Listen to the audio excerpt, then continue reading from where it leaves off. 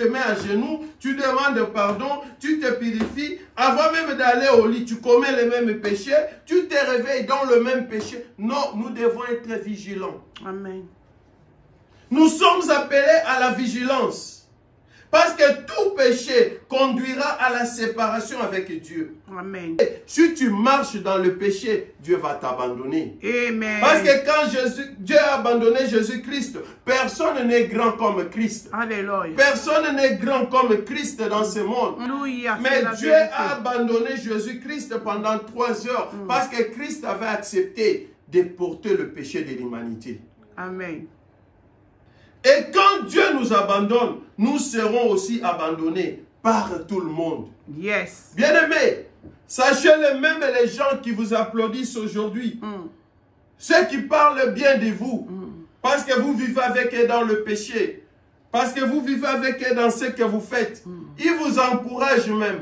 Mais le jour où Dieu va vous abandonner complètement, les mêmes gens vont vous tourner le dos aussi. C'est la vérité. Papa. Ils seront là les premiers à vous critiquer.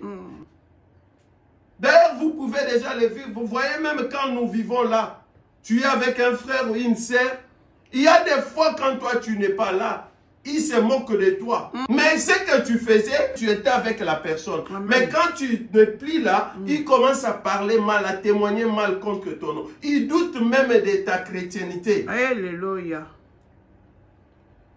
Donc, quand Dieu nous abandonne, nous devons savoir que nous serons abandonnés par nos semblables. Amen. C'est pourquoi nous ne devons pas chercher à être abandonnés par Dieu. Mais nous devons chercher plus à être près de l'Éternel. Amen. Notre Dieu est fidèle. Amen. Il est un Dieu d'amour.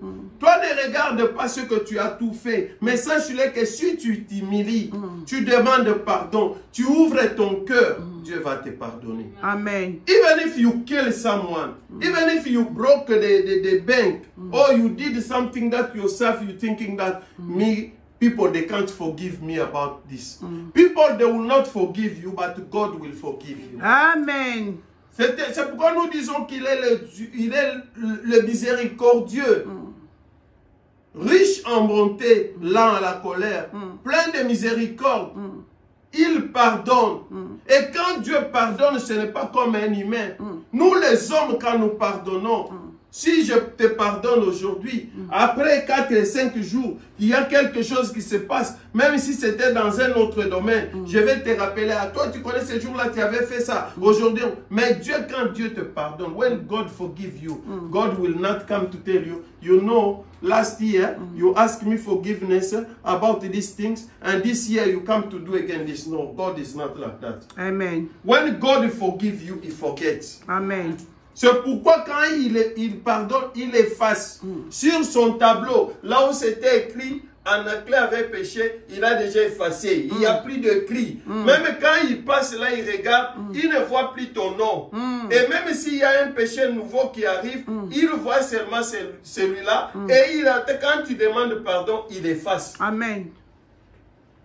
Mais Dieu nous demande, par l'aide de son esprit, du Saint-Esprit, que nous devons nous fortifier. Nous devons faire un effort pour vivre sans les péchés. Amen. Mener une vie de sanctification. Amen. La vie d'un enfant de Dieu, c'est une vie de sanctification. Alléluia. Tu dois contrôler ce que tu fais. Tu dois contrôler ton langage. Tu dois contrôler ton habillement. Tu dois contrôler les habits que tu fréquentes. Parce qu'il y a beaucoup qui sont dans le péché, parce que tu t'es attaché à quelqu'un qui vit dans le péché. Lui, comme il ne veut pas laisser le péché, comme toi tu es attaché à lui, tu es obligé de tomber dans le péché chaque jour. Amen. Si tu as un ami, un frère, une soeur, un membre de la famille qui vit dans le péché que toi tu as essayé d'exhorter, il ne veut pas laisser le péché. Nous l'avions vu 2 semaines passées. Il faut te séparer de lui. Amen.